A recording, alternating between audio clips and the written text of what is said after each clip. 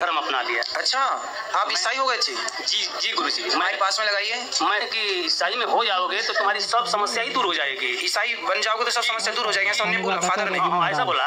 फिर कि जब यीशु मसीह को प्राप्त कर लेता है जो आदमी, उसका आत्मा भटकता नहीं है मरने के बाद। ऐसा नहीं बोला? हाँ जी। मेरी माँ मरी थी, फिर मेरा पत्नी मरी, ठीक है, फिर मेरा पिता भी मर गया, ईसाई में मरा। अच्छा। तब से मेरा ध्यान एकदम पाप में और लीन हो गया। मैं किसी को जानता नहीं था कुछ के ऊपर। तो आपने ईसाई धर्म कैसे अपनाया? आपको किसी ने फोर्स किया था? जी। किसने किया था?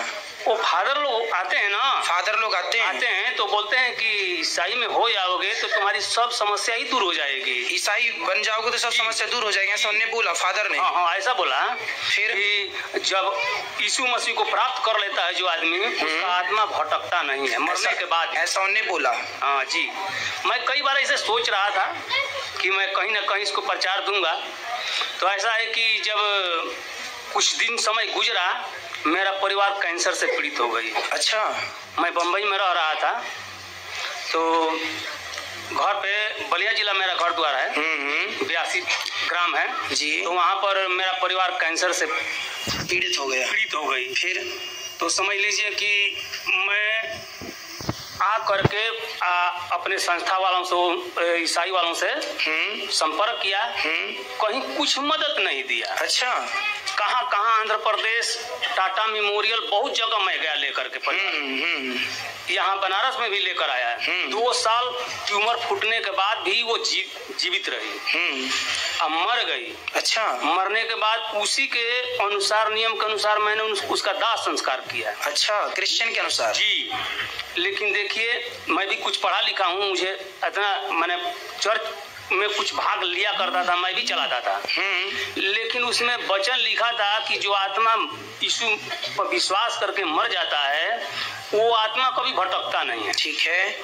मेरा परिवार दूसरे तीसरे दिन एकदम तबाही मचा दिया मेरे घर में। अच्छा, भटकने लगी। मैं वो फाइटर से बोला तो बोल रहा था, अरे कोई दूसरा आत्मा होगा, तुमको परेशान कर रहा होगा। अरे आज तक परेशानी नहीं किया, मैं बहुत पैसा खर्च कर दिया, मैं बहुत बर्बाद हो गया। फिर कुछ दिन के बाद मेरा पिता भी मर गया। अच्छा। पहले तो मैं बचपन में पढ़ाई कर रहा था, मेरी माँ मरी थी, फिर मेरा पत्नी मरी, ठीक है, फिर मेरा पिता भी मर गया, ईसाई में मरा। अच्छा। तब से मेरा ध्यान एकदम पाप में और लीन हो गया। मैं किसी को जानता नहीं था कुछ। अच्छा। पापे में एकदम लीन हो गया। फिर मेरे ऊपर संकट पड़ा, लेकिन हाँ, किसी को मैं दुख नहीं देता था, किसी से ईर्ष्या नहीं करता था, किसी को अपने द्वारा कष्ट नहीं पहुंचाता। फिर आप वापसी हुई आपकी ना? जी। तो आधी रात के समय मेरा ये शरीर अब समझ में आ रहा था कि मैं बचूंगा नहीं। अच्छा। फिर आधी रात के समय मैं निर्णय लिया कि मैं अपने सारे गलत कर्मों को मैं छोड़ दूंगा, त्याग दूंगा। अच्छा। मीट मछली अंडा सब कुछ खाता था। अच्छा। वो सब कुछ त्याग दिया। ठीक है।